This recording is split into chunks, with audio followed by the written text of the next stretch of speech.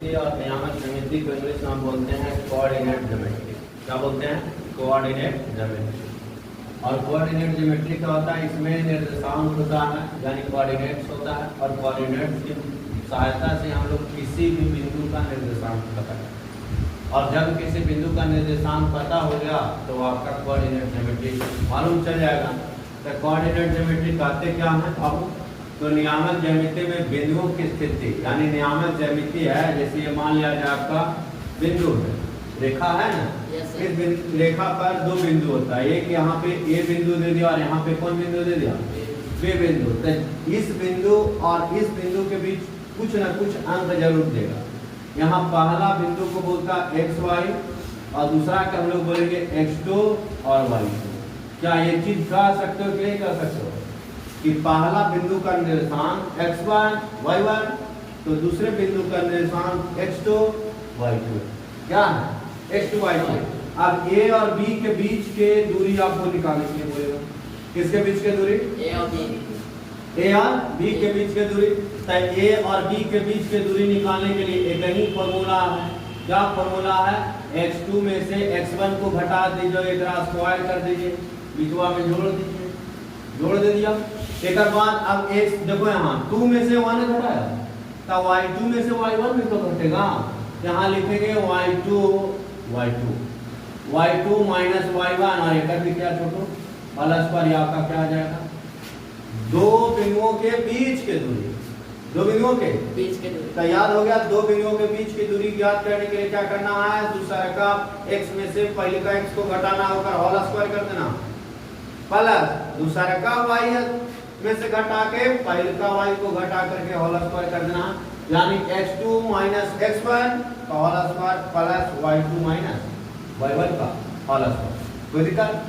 तो पहला दो बिंदुओं के बीच के निर्देशांक अगर निकालने के लिए रहेगा तो क्या करना है? दूसरा का पद में से पहले का पद को घटा करके उसको स्क्वायर करके लिख देना।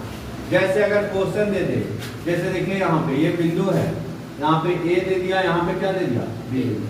यहाँ पे आपका 2 और 3 दे दिया, यहाँ पे आपका 4 और 2 दे दिया। देखिए इसका भी निर्देशांक पता है क्या है? तो इसको हम लोग ऐसे लिख सकते हैं x1 y1, और यहाँ लिख सकते हैं x2 y2। लिखो ये कि नहीं लिखोगे? लिखोगे। अब इसके बीच के दूरी निकालने के लिए बोलेगा, तब बीच के दूरी निकालने के लिए क्या करना है? x2 में से x1 को घटाएंगे तो x2 minus x1 whole square plus y2 में से y1 को घटाएंगे, इसका क्या करेंगे? Whole square. क्या यहाँ से हम लोग ऐसे कर सकते हैं कि दो कितना है बाबू? 4। x का मान कितना? 4। x2 का मान कितना? क्या हम लोग लिखेंगे 4 में से x1 कितना है? अरे ये x1 है और ये y1 है, ये x2 है, ये क्या है? y2। क्लियर है? तो 4 में से कितना घटेगा? x1 2, और इधर क्या करेंगे? होल स्क्वायर प्लस y2 कितना है? 2 में से कितना घटेगा? 3। क्या यहाँ 3 घटा के यहाँ होल स्क्वायर करेंगे? 4 में से 2 घट गया, कितना बच गया जी? 2 का स्क्वायर बचेगा, प्लस 2 में से 3 घटेगा, माइनस 1 बचेगा। क्या माइनस 1 का स्क्वायर करेंगे? यहाँ देखिए तो 2 का स्क्वायर कितना होता है? 4, और 1 का स्क्वायर कितना होता है? 1। 4 और 1 कितना होता है? 5। यानी कि AB के बीच की दूरी कितना है? √5। समझे या नहीं समझे?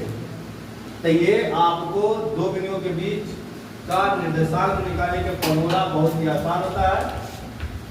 x2 minus x1 plus y2 minus y1, और दोनों को क्या करना है? स्क्वायर करना है। तब पहला मुख्य सूत्र में लिखे दो बिंदुओं के बीच की दूरी निकालने के लिए। पहला लिखे दो बिंदुओं के बीच की दूरी, डिफरेंस निकालने के लिए √x2 minus x1 whole square plus y2 minus y1 whole square.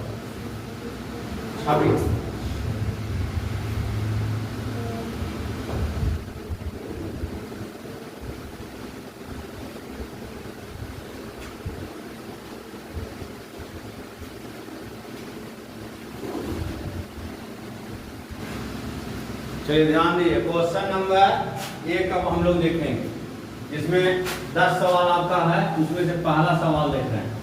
पहला सवाल करा ए का निर्देशांक 2 और 3 है और बी का निर्देशांक 5 और कितना है 7 है और इसके बीच की दूरी आपको निकालना है। सबसे पहले क्वेश्चन नंबर में देखिए ए बना दिए रेखाखंड, यहाँ बिंदु दर्शा दिए ए और यहाँ क्या दर्शा दिए। इसको सबसे पहले अच्छा से लिखना है।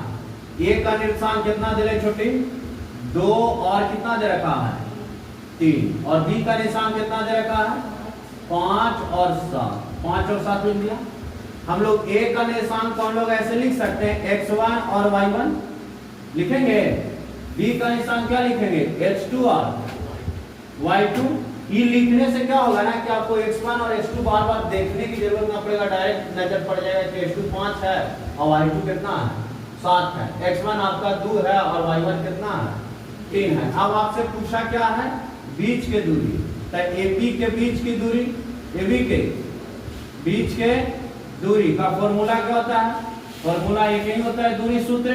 क्या दूसरा का निर्देशांक में से पहलका को घटा देंगे तो x1 का whole square plus y2 minus y1 का होल स्क्वायर। अब अंडर रूट यहाँ हो गया 2 कितना 5 में से 2 घटेगा ना 2 इसका होल स्क्वायर प्लस निर्देशांक दूसरा का कितना है 7 y का 7 में से y1 कितना है 3 इसको घटा दिया। अब इसको होल स्क्वायर करिएगा। देखिए 3 का स्क्वायर प्लस 4 का स्क्वायर बचेगा ना 3 3 9 और 4 को 16 16 9 25 और 25 का वर्गमूल कितना 5 इकाई आएगा आंसर। तीसरा भी बना दे बहुत बढ़िया। कितना आएगा 10 और किसी का आया तो पहला में कोई दिक्कत नहीं ना है, सब क्या है इसे। चलिए दूसरा हम लोग नहीं बनाएंगे। क्यों नहीं बनाएंगे क्योंकि मध्यबिंदु है, मध्यबिंदु का सवाल अभी छोड़ रहे हैं, अभी खाली हम लोग दूरी सूत्र लगा रहे हैं। दूरी सूत्र में तीसरा क्वेश्चन देखिए। तीसरा क्वेश्चन बोल रखा है कि ए का निर्देशांक देखिए दे रखा है और बी का निर्देशांक दे रखा है। ए का निर्देशांक -2 और 3 है और बी का निर्देशांक 4 और -5 है। क्या ये चीज लिखे हैं माइनस को बुलाना नहीं है। अब इसको हम लोग ऐसे लिख सकते हैं x1 y1 और इसको लिखेंगे x2 y2 x1। अब इसके बीच के दूरी लिखना है तो AB बराबर खाली भी लिख सकते हो। AB बराबर क्या हो जाएगा डायरेक्ट फॉर्मूला लगा दे 4 में से -2 घटाओ ऐसे प्लस अब आगे 5 -5 में से 3 घटाने हैं इसका होल स्क्वायर। ऐसे कियो हो नहीं कियो तो गलत आएगा आंसर। देखो 2 और 2 माइनस माइनस प्लस और 4 2 6 का स्क्वायर कितना 36 लिख दे direct plus minus minus plus plus ना प्लस। अब देखो 5 और 3 8 और 8 का स्क्वायर कितना 64 लिख दे डायरेक्ट है। अब 100 आवेगा जोड़ के और 100 का कितना होता है 10 इकाई आंसर होई ना होई आया है ना। बहुत बढ़िया। चौथा क्वेश्चन बनाइए।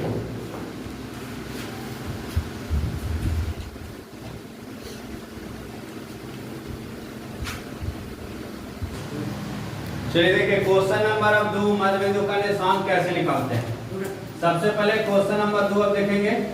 क्वेश्चन नंबर 2 में रेखाखंड दिया है जिसका ए का निर्देशांक दिया है और यहाँ बी का निर्देशांक दिया है। ए का निर्देशांक 1 और 2 है और बी का निर्देशांक कितना है जी 7 और 8 है। इसका पूछा है कि सी जो है ना इसका मध्यबिंदु का निर्देशांक पूछ लीजिए। तो इसको लिख सकते हैं x1 y1 और इसको लिख देंगे x2। ये लिखते हैं इसलिए ताकि हमें बार बार लिखने की और देखने की झंझट दूर हो जाए। अब आपको मध्यबिंदु का निशान क्या होता है बाबू फॉर्मूला लगा दीजिए। मध्यबिंदु का निर्देशांक बराबर क्या होता है छोटे x1 प्लस x2 y2 और y1 plus y2 y2। x1 का मान कितना है छोटो 1 और 7 ना बटा 2। y1 हो गया 2 प्लस 8 बटा 2। 8/2 और यहाँ 10/2। क्या काटेंगे तो 4 और 5 नहीं आएगा, तो इसका निर्देशांक हम लोग बोल सकते हैं छोटू 4 और कितना 5 8। बहुत बढ़िया, तुम खूब तरक्की करोगे। मिटा दे इसको, मिटा देना। अब देखिए क्वेश्चन नंबर 5 के आंसर भी आ गया। क्वेश्चन नंबर 5 देखिए, तुम घर से कितना पढ़ा था वो हमें भी पता। अरे कहने को तुम है यार। 5वां देखिए, सबसे पहले ए का निशान दिया है 2 और 5 और बी का निशान दे रखा है 8 और 11। यहाँ ए लिखा, यहाँ बी लिखा, इसका मध्य बिंदु सी है। सी का निशान पूछ रहा है, तो सी मध्य बिंदु का निशान लिखेंगे। सी मध्य बिंदु का निर्देशांक बराबर क्या हो जाएगा छोटू, x1 प्लस x2 बटा 2 और y1 प्लस y2/2। x1 का मान कितना 2 8/2 और 5 और प्लस कितना 11/2 है कुछ इसमें जी। 8 2 10/2 और यहाँ 16 ना हो, कितना आ जाएगा 5 और 8 आ जाएगा रे, लिख दो 5 8। क्या दिख रहा, समस्या गंभीर है।